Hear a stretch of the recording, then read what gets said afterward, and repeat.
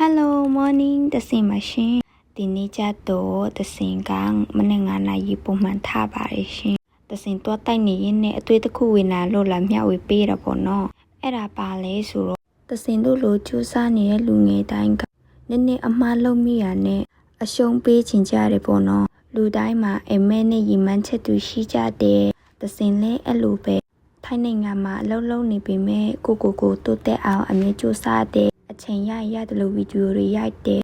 အတိတ်တွေလေ့လာတယ်ပေါ့နော်တိုးတက်မှုဆိုတာကတနေ့တနေ့ဘလို့မရောက်နိုင်ဘူးဒါပေမဲ့နေ့တိုင်းကြိုးစားရင်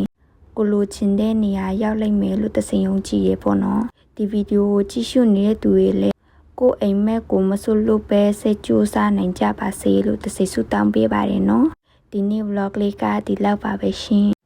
အဆုံးထိကြည့်ရှုပေးလို့တယောက်ချင်းစီတိုင်းကိုလည်းကျေးဇူးတင်ပါတယ်နောက်ဗီဒီယိုတွေမှာလည်းပြန်လည်ဆုံတွေ့ကြမယ်နော်တစင်ရဲ့အကောက်ကို like and share လေး follower လုပ်ပေးဖို့မမေ့နဲ့နော်